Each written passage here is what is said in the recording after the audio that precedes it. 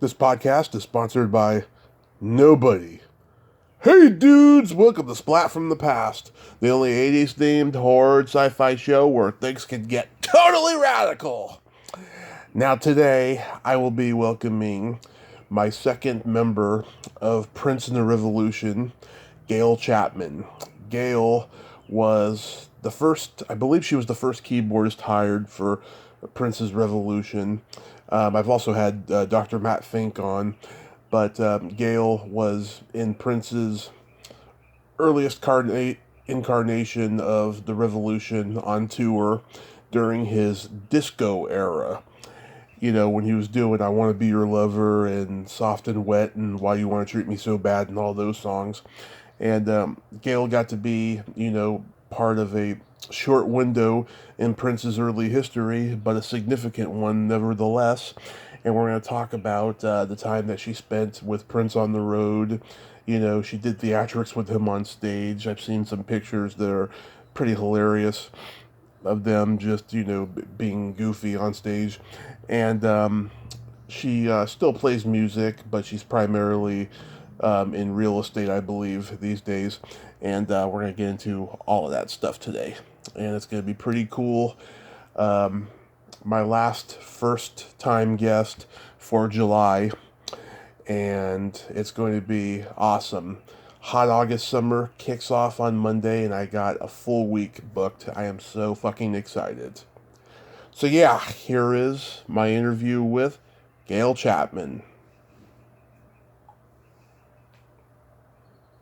Hey Gayle, welcome to the show. How are you today? I'm good, thank you. How are you? I'm pretty good, pretty good. This is such a great honor. Thank you for taking the time today. Oh, you bet. What's going on in California that I should know about today? Nothing. The early morning skies are going from foggy to hopefully sunny later today. Clear of smoke, hopefully? Yeah, I mean, we've had a couple fires up here in the last month. Yeah, we've had a bunch of fires. We get smoke from all the fires, not just ours. That's the nice part. You're in Idaho, right? Yeah, I'm in Idaho. How? Here in Idaho, we accept smoke from anywhere. They're blowing smoke up our alley from all over the northwest and southwest. Yeah, how often are the fires up there, though? How often? How often? Once fire season starts, and this year it started early, it kind of goes all summer long lately. So for all of those people that think Idaho is a great place to live, it is until you can't breathe. Nope. That's a good way of putting it. Wow. It's like you can't live anywhere without fires happening. It's sad. That's the times we live in. I know. It's crazy. So, going back in time, at what age did you start gravitating toward music? I was 2, according to my mother. When I started writing, I would make up my own little songs at the piano. So, way back when I was knee-high to a grasshopper, I was playing music. I had a very good ear, and I could pick up tunes that I'd heard and just start to figure them out. So by the time I got into my grade school and high school years, I was already just playing things by ear, having never seen the music or heard it more than once or twice. I could pick it up and play it. That's according to my mom. Did you come from a musical family? My mother was a concert cellist, a classically trained musician, and played symphony music. She was a wonderful inspiration. Is piano, keyboard your only instrument? No, I play guitar. I started playing guitar when I was 9, I was playing the piano at 2 and was playing the guitar at 9. I have continued to play throughout my life and perform. So I still play both and perform with both. Oh, that's wonderful. Yeah. Do you remember the first album you ever bought? Do I remember the first album I ever bought? Yeah. It may have been a Joni Mitchell album. Mm-hmm. I don't really remember what my first album was. Maybe it was, it could have been Inagata Davida, or Joni Mitchell Blue. I don't know. I can't remember. Either way, I mean, that's great music. Yeah, I was into all kinds of stuff. When my mother was rearing me, I wasn't all that interested in top 40 music. Mm-hmm. And it wasn't until I started hearing people like Ronnie Laws and George Benson that suddenly my mind woke up and went, what is this? This is really cool. And then it went from there to other forms of soul and blues and rock and funk, and I've stuck with it ever since. Really? Do you at least now have a appreciation for all that top 40 pop stuff? I do. I mean, any kind of music that requires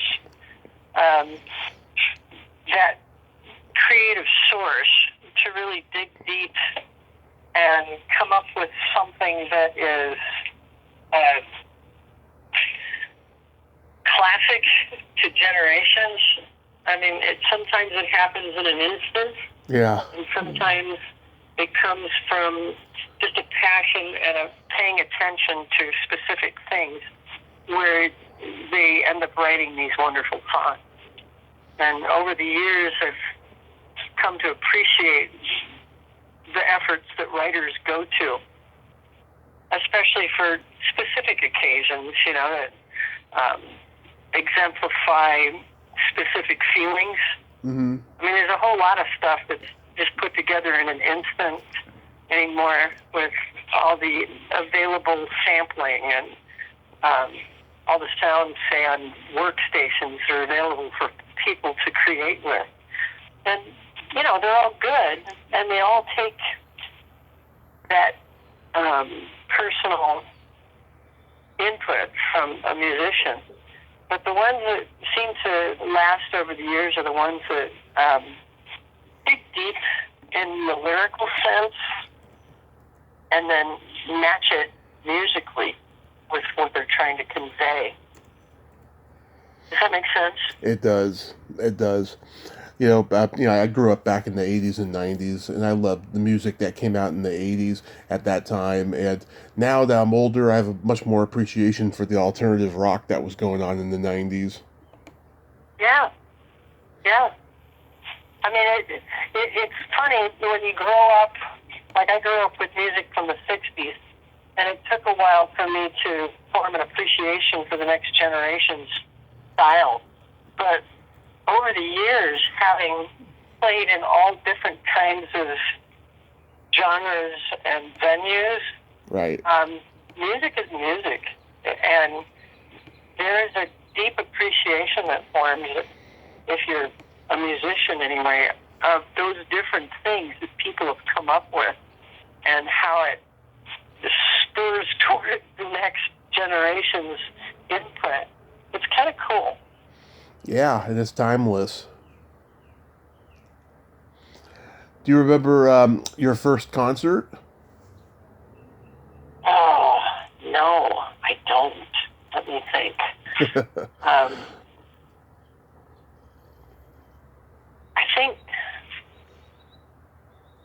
I think somebody bought or got me tickets to a KISS concert.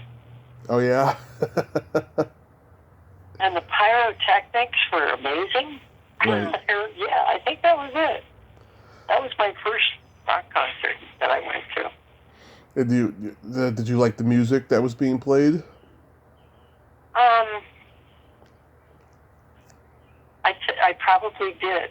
I mean, it was much funner to see it live than it was to listen to their albums.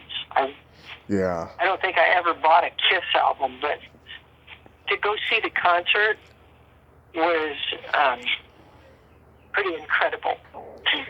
Yeah, it's like All I can think. yeah, it's like people who went to go see the Grateful Dead live. Few of them bought their albums. The album is, I never saw a Grateful Dead concert. And I was never all that impressed. I mean, it took me years to appreciate the work they did. Right. Mostly because it was so organic that, having worked with Prince, everything was so exacting. Mm-hmm. And, there's an appreciation that goes along with that. It took me a while to get to the place where I could understand, like the stoned kitchen effect of granola music. Even though I came from a pretty granola background, Mm-hmm. just in the sense of who I was when I first met up with Prince. So, Mm-hmm. and I'm not like that. Well, maybe I am like that. I grow tomatoes and Yeah. plums. And I'm making peach muffins now as we speak. Oh, nice. Peach muffins. Did you join? Well, the neighbor has a tree, and the neighbor brought me 2 great big bags of these beautiful peaches. So it's like I gotta use them. Can't waste them. They're delicious. Yeah, why not? Did you join bands in high school? Not in high school. I was and still am very much an introvert, but I'm extroverted when I need to be. Yeah. Like in business and daily interactions, doing Same. work with other people. Same here. I find. What was your question? I got distracted here for a second. Sorry. It's okay. Did you join bands in high school? And you Did said I join bands? No, I didn't have the confidence to do that back then, and it wasn't until I was probably 18 or 19, I think, when I joined my first band. And I went and auditioned as a guitar player. Mm-hmm. And the band leader said, well, we have a guitar player. Do you play the piano? And I said, yeah. So I went and I played him Morning Has Broken by Cat Stevens. and he hired me. Yeah. Was that a fun experience? It was, and it wasn't. Playing in bars was a very difficult scene. It's never been No. a goal, but you end up doing it over time anyway. You play in different settings with people for fun, and then you find that there's side scratch in it, so you do it. And sometimes it's more like slow death, but sometimes it's fun. Back then, I was coming out of a period where I had lost my voice and was told I would never sing again. So, and my voice sounded very much like Janis Joplin and hurt like it sounded. So to sing was not part of the deal at the time, but I would sing backup, and at the end of the night, after playing keyboards in this band in really smoky environments, because everybody smoked indoors back then with no ventilation. It was like walking into a cloud. So you'd get done at the end of the night, and I'd have these horrible headaches just from having to breathe and try and sing and play. So it wasn't much fun. but it was something that you still wanted to do for whatever nutso reason, but it was playing with people, and I think the camaraderie of being in bands and when it's working is a really fun thing. Uh-huh. It's good. Did you go to college? I went to college. I had a scholarship for my voice to Drake University, and it was my first time away from home, and I was going into opera, and I was going to major in, what was it, voice, and secondary in applied music, and it's there that I lost my voice because a number of things occurred in my life that were hugely stressful, and to counteract that stress, I went out and partied my ass off and smoked and drank too much and lost my voice almost permanently. And that's where that started. Oh, that's a bummer. I came home from college after 3 months with very little to show for it, and my father was not happy with me. But you know, life goes on. Yeah. Did they eventually become proud of you? No, I don't know what my father ever thought. I don't know. Oh. Don't know. So what made you move to Minneapolis, of all places? I wanted to get out of Duluth, where I grew up. I wanted to get away from my family, and I wanted to get away from... I didn't like Duluth. It was just cold. I'd spent my life growing up there, and I wanted something more, something bigger. So I moved to Minneapolis, and I moved there with a couple of ideas in mind. I wanted to, as a young person, I had started becoming exposed to things that, like Christianity and drug, sex, and rock and roll, and differentiating and navigating through all the influences of my friends. And I just wanted to get out of Duluth, and so moving to Minneapolis seemed like a good option, where I was able to obviously meet more people and get involved in more things that allowed me to gain insight into more of what I wanted to do as an adult. And meeting some of Prince's friends just became part of that story. Were you aware of a music scene going on over there? No, I knew nothing about Minneapolis. I remember moving down there, not knowing if I had a place to live, but I had made some connections and was able to rent a room in a house in South Minneapolis. And it was January, I think, when I left Duluth in a car that my mother had gotten for me. It was an old Volkswagen Squareback, and during the drive down, it was snowing, and the heater stopped working, and the windshield wipers couldn't keep the snow and slush off the windshield while I was driving. So I'm covered in blankets driving down the highway from Duluth to Minneapolis in this horrible snowstorm, and with one arm out the window, scraping the windshield so I could see. Wow, you're lucky you didn't get hypothermia or something. Well, the one thing I learned about growing up in Duluth is you dress for the weather. I remember having an old Air Force flight suit and bunny boots to wear, and I never got cold. I looked ridiculous, but it kept me warm. That's great. So how does Prince come into the picture for you?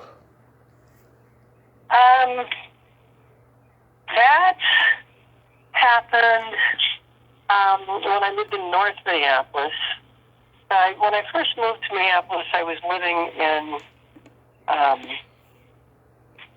South Minneapolis in that rented house with a bunch of people that I didn't really know, and which is often the case when you rent half a house or a room or something. You don't know the people. You just kind of move in and live. And when I moved to North Minneapolis, I had half a house, a small house on Pennsylvania Avenue, and I shared it with another young person, a young man, and I think he lived downstairs and I lived upstairs, but we shared the living room and the kitchen and the bathroom. Right. So in the living room, I had my keyboards set up with my Harman Kardon amplifier and JBL speakers, right? And Right. I would practice there while he was gone at work. And then, whatever work I was doing, I would have, I'd be gone while he was home. So it worked out really nice that way. And I ended up meeting Charles Smith, who I did not know at the time was Prince's cousin. Mm-hmm. And I also ended up meeting another person. Hold on, there's spam calling me. Okay, we're back. So I ended up meeting another one of Prince's friends and friends of Charles. And I think they're actually the ones that introduced me to Charles. And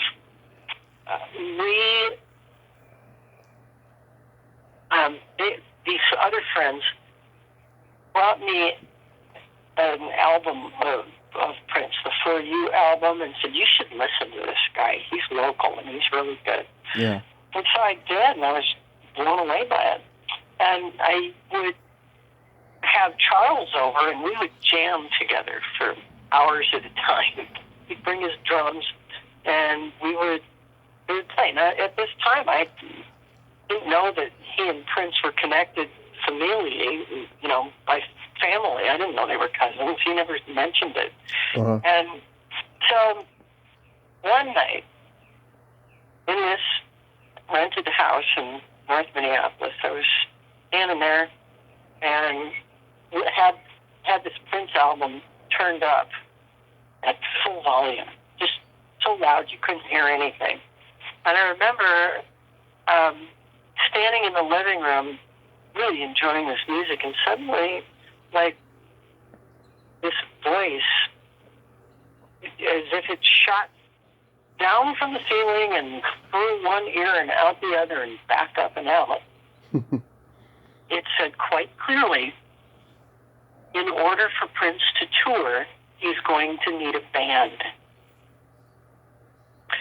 And I turned down the music and I looked around. Hello? Because I heard that voice. I mean, to understand what I was hearing, this voice was so clear and so calm and quiet while I stood there in my living room listening to this loud music. It kind of freaked me out, but it was a good freak. And so the next time Charles showed up, I said, do you know this guy? Do you know who this is? And he says, yeah, he's my cousin. I said, he's your what? And he said, it's my cousin. Why? And I said, do you know if he has a band? And he says, well, they're doing auditions now. And I said, and you didn't tell me because why? He says, well, I thought you were already working with somebody. I said, yeah, I'm working with you in my living room. Put me up. So that's how that happened. Yeah. Was Matt in the band yet, or did he come later? No, Matt came later. Matt and Des both came later. Mm-hmm. So by the time we got to Peppy Willie's house, Des was there, and Matt was just being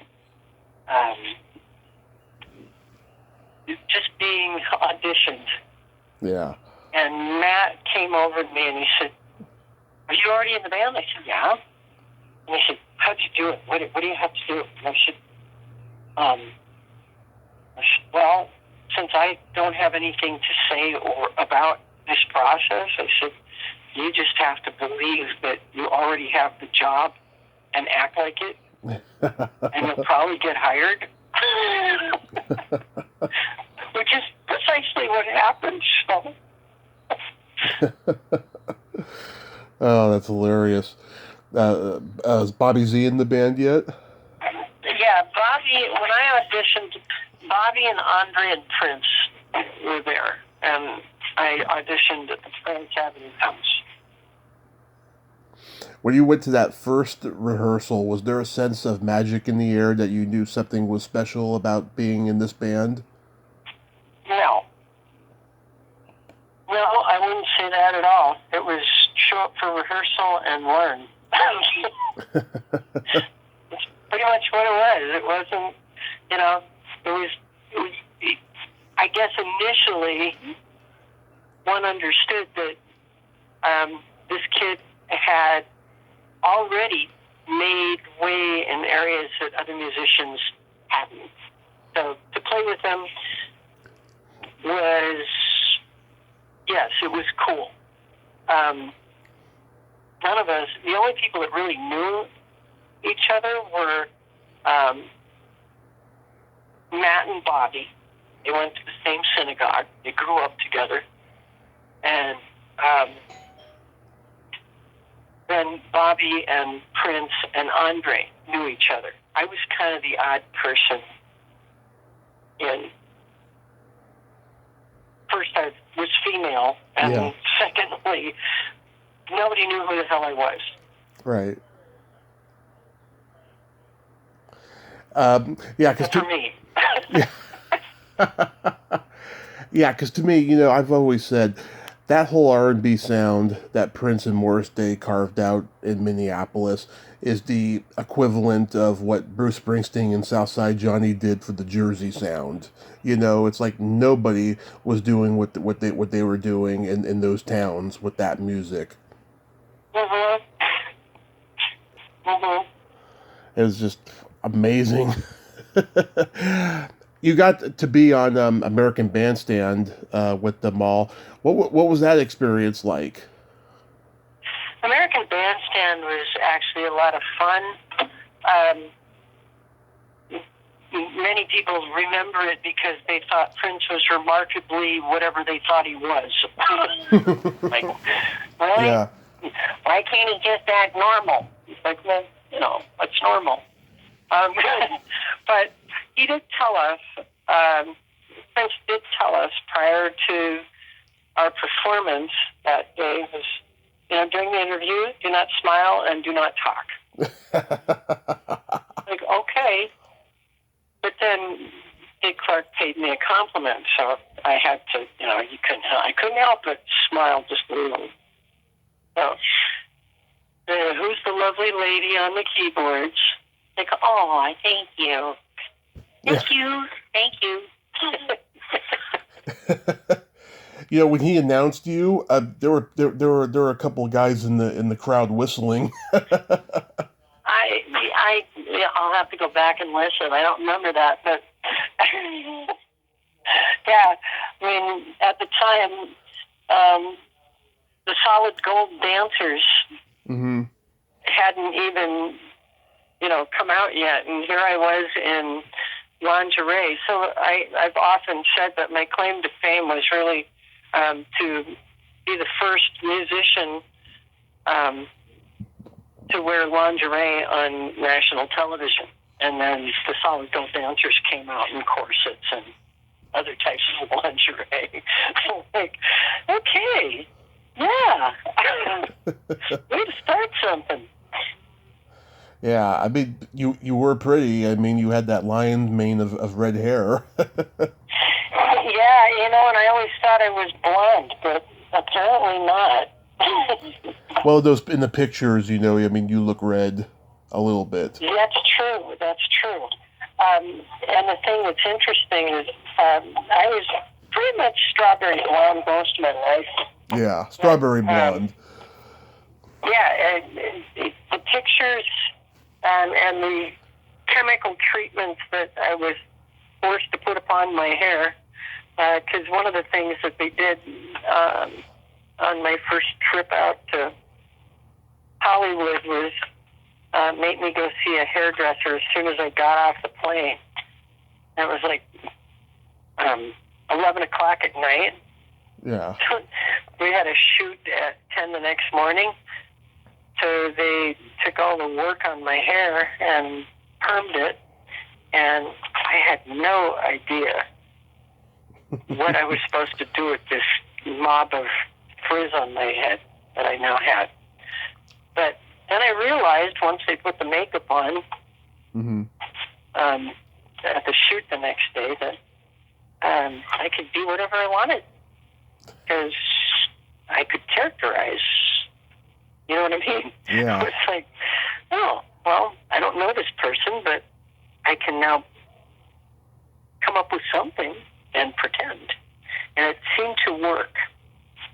Yeah, you could photographer who was very gay and very out with his personality. Yeah. Was like, oh, girl, go! He liked it. You guys opened with "I Want to Be Your Lover" on American Bandstand. It's funny because when you hear the short version of that song, it sounds like a generic disco song, but when you hear the full song, it's so complex. In those last 2.5 minutes or so, it becomes such a special song. Yeah, and it's funny too because when you see him in that Bad Music video, he's not quite the Prince that he became fashion-wise. I'm sure people thought when they first saw that he was going to be a one-hit wonder or something, but he surprised the mainstream as time went on.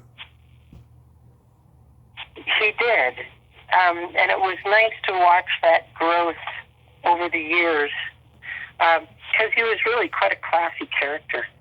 I mean, I really appreciated that about him. I mean, he went through kind of the soft porn era of his music life, and as he matured and changed and had perspectives, I mean, he really, I thought, maxed out where other people just never grew up as entertainers and musicians.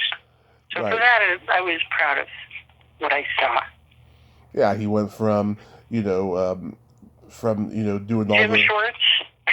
doing the sexual lyrics to doing the spiritual lyrics later on. I mean, he really evolved. It wasn't so much that. His diversification of what he would write about, I thought was incredibly cool. To go from, I mean, a lot of it was sexually oriented until a specific time in his life when he was kind of done with that. But there was still plenty to write about. And I wish more musicians saw that. I mean, so much of this glorified sexuality stuff is really just that. I mean, and there's not a lot of depth to it. But I think one of the things that, in just looking at Prince's professionalism over the years, he put a great deal of thought into everything that he did. Right. Nobody's perfect. I know that at times he was probably very difficult to work with and work for. But on the other hand, it was his show, and it was his job, so to speak, to make sure people understood what their contribution to his work was and should be. Yeah. It's not easy running a corporation like that. No, not at all. No. You also did Midnight Special and Don Kirshner's rock concerts. Anything stand out there? Yeah, the makeup artist, she was incredible. I mean, I remember she had me facing away or to the side of the mirror, and she had to go take a phone call, and I said, "Can I look?" And she said, "Sure." Yeah. And I took a look, and I remember having to do a double take because I actually, whatever she did made me look like a white Donna Summer. And I was kind of, whoa. I didn't know you could do that with makeup. So it was pretty slick. Pretty cool. Do you have any good stories about going on the road with Prince?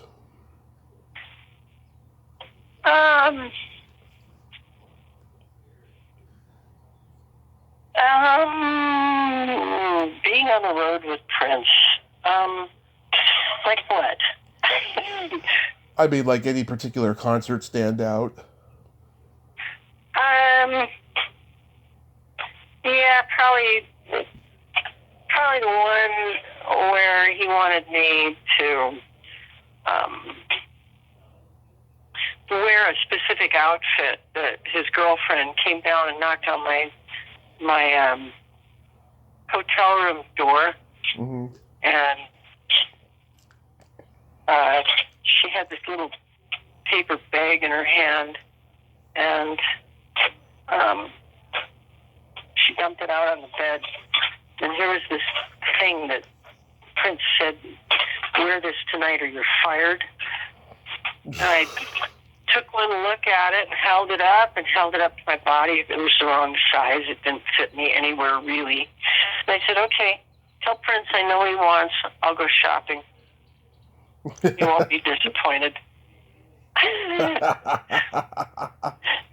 So I didn't wear that outfit, but I did get something much better. And I dashed out the door to the nearest lingerie shop that I could find.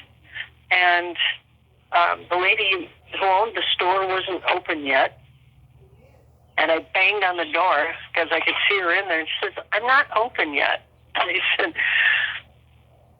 "You have to understand what I'm dealing with. My boss says I'm going to be fired if I don't get something to wear for the show tonight." She says, and she gave me one of those looks, like rolling her eyes, and said, "What the hell are you talking about?" So I explained to her who I worked with. She'd never heard of him. And of course, that's the way it was back then. Nobody knew who he was. Yeah. And I said, "But I'm on the road," and he says, "I have to do something or I'm fired. And can you help me?" And she said, "Yeah, I'll help you." So she opened the door, she let me in, and it was like half an hour before she was actually open for business. So she rolled in quite a few, well, at least one garment rack that I remember that had quite a few outfits or different ideas, because I explained to her what I thought Prince wanted. And she did a great job and helped me put something together. And Prince wasn't disappointed. It was very cool. Yeah. How long was it before you and him were doing theatrics on stage? I think probably all along he was wanting to do different things. And the fact that I was a woman made it easier for him to, put some of those ideas to work. Yeah. So, I'm sure there were. because dancing around didn't quite cut it in all scenarios, right? Right.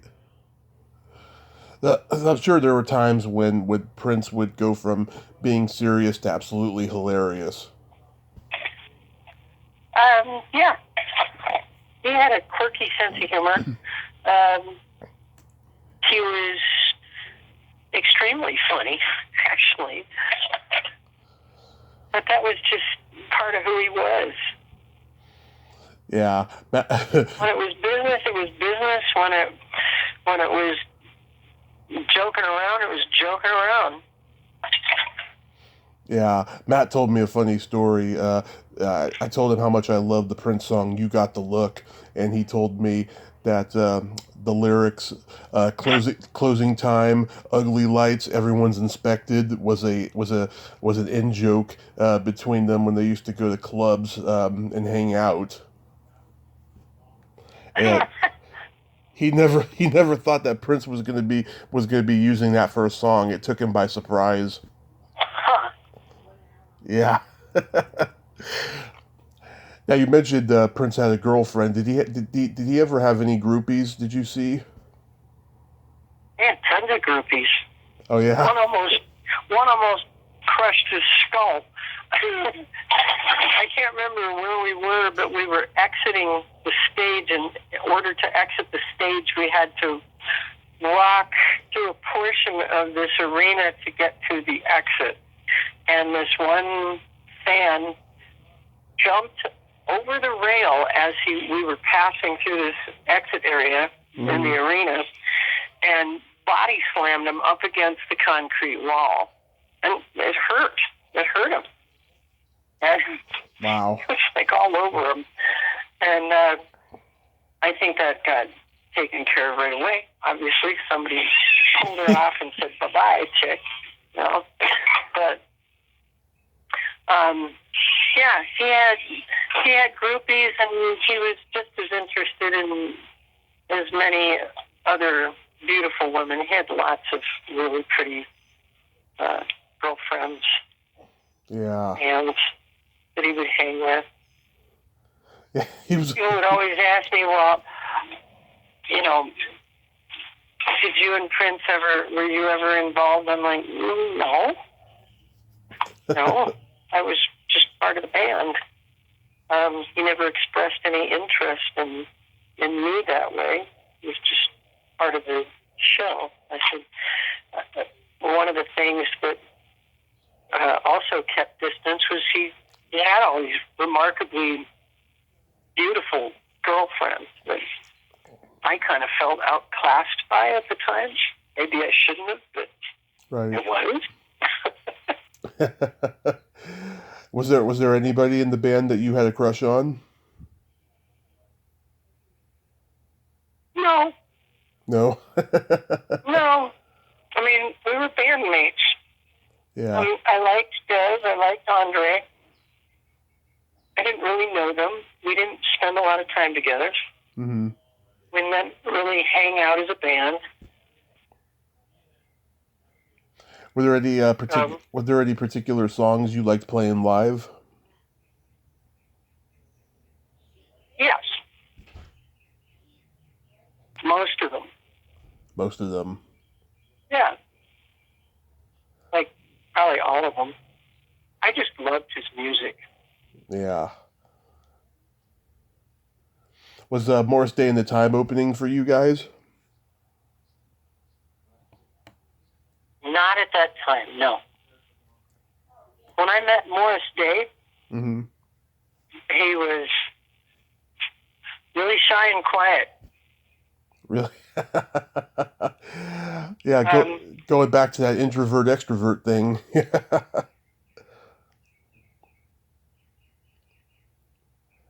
Yeah. I'm not quite sure when Morris came into his own, but when I first met him, it was in the basement of the house on Orono Bay when Prince was living there. It was a rented place. And Morris was this quiet, shy freckled face, huge, really good drummer. That's all I remember, really. Yeah. I mean, Morris Day, he's so animated and a great showman, and he played a really good, adversary of Prince in Purple Rain and Graffiti Bridge. Mm-hmm. Yeah. And of course, They were best buds. yeah. You know that. They were very, very close. Yeah, I mean, it seems like I could be wrong. Morris Day seems to have a little less ego than Prince did, but maintaining that goofy, flamboyant image of his. Yeah, and again, that's all my observation. That is, I claim no inference of who Morris actually is or what he's like as a person, because we've never ever had a conversation. Mm-hmm. So why did you exit from the band? I wanted more out of life.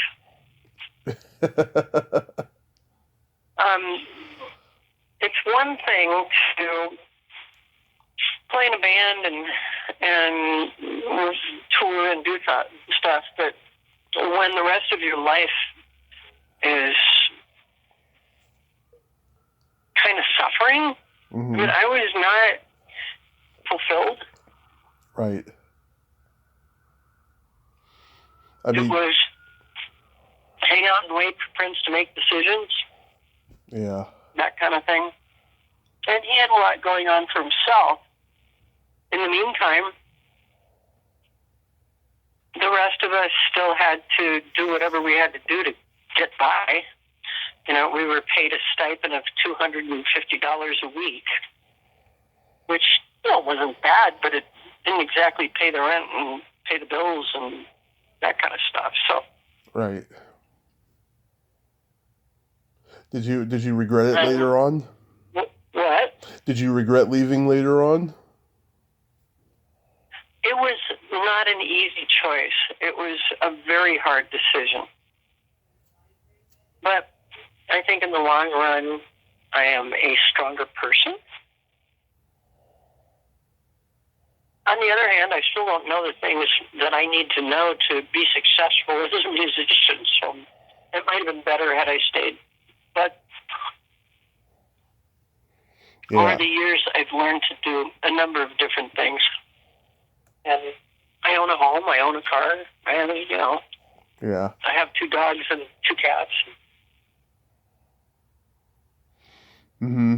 Yeah. When was the last time you talked to Prince? Oh, gosh, I don't know. Probably 1981 or 82. What Long time ago. What was your reaction when you found out he had passed? I cried. Yeah. It was so sad. Yeah. He died the same day as my grandmother, I remember. And my dad, he's only in recent times come around of appreciating Prince's music more, right? He just thought that it was so ironic that he died the same day as my grandmother. Wow. Yeah. Yeah, because I was in total shock because, when I was growing up, him and Michael Jackson were like my R&B gods, as far as, pop crossover and all of that. And the fact that in that moment after Prince, the fact that they were both gone, I couldn't believe it. It was just a total shock. Yeah. And I get that. Yeah. So where did you end up after leaving? Where did I end up? I had an opportunity to move to New York City, so I did. Mm-hmm. And that was an experience. Kept my mind off what I'd just done and made me focus on what I needed to pay attention to, because living in New York City is like shiny objects everywhere. You know, Mm-hmm. if you're not paying attention to what you need to pay attention to, you're lost. Right. Were you playing music at all there? Not really, no. I helped a few people get into concerts when he came to town. Concerts I couldn't even get into. I got into one, and that was the last one. There was a concert in Union Square that I actually got to go backstage and say hello. Mm-hmm. That was the end of that. Yeah, were you? There wasn't a lot of warm fuzzies. Warm fuzzies. They all thought I was nuts or something. I don't know. I really don't know. Quitting pretty much ostracized me from his family, and nobody's really said squat to me over the years. The only person I really have any conversation with at all is Des, and that's far and few between. But you know, I've done business, and he's done business, and you know, there's a difference between being a total musician and having some business experience too. Yeah. You know? It almost sounds like you were in a cult, and you know, after you left, they're just like, you know, traitor or something like that. Yeah, maybe. I mean, I think over time people mature and they grow up and they begin to understand more. Yeah. And that's always good. But it doesn't mean they reach out. I mean, if I don't reach out to them first, Mm-hmm. they don't talk to me. Yeah. I mean, I would love to be writing music with some of them and doing concerts with them because I could greatly contribute. I'm quite capable. I do that a lot with other people, but they don't think of me, and, you know, it's okay. I'm not incapable of doing what's necessary to get stuff done, but I think if they really thought about it or really wanted to, they could include me if they wanted to. Right. Or no one ever has, so that's fine. It doesn't hurt my feelings. It just, there's always opportunities everywhere. I will, you know, once my pets are gone, Mm-hmm. I have always intended to search out another touring artist and go back on the road because I really like that lifestyle. It's kind of fun. Yeah. So these days you're doing real estate and teaching music? Mm-hmm. I teach piano, voice, and guitar, and I do real estate on the side. I've got a license when I had bilateral hand surgery. Mm-hmm. I didn't know if I'd ever be able to play my instruments again. But as it turned out, I can and do, and I still play music. So I do that. I perform probably 3-4 times a week, and I still write music. I still record. I still arrange. And at some point, I will give up my real estate license and go back to being a musician full time. Yeah, that'd be great. I've talked to a lot of people who went from show business to real estate. I guess the money is that good, huh? It is if you do it full time. It's not if you don't. This market is really tough. It's tough because buyers are in a really tough spot, Mm-hmm. and listings are hard to get. Now, with the teaching, do you get a satisfaction teaching that you don't get when you're performing? Teaching, is a ball game all its own. It's really interesting. Teaching has its own set of frustrations, but I'm really good at teaching people specific concepts that I know well, that others have failed to teach well. So, and usually the biggest questions I get are in music theory. And when you're teaching somebody who is drawing a complete blank from what somebody else has told them or taught them, Yeah. one of the first things I ask them is, well, what did they tell you? And I said, well, this is why you don't understand it.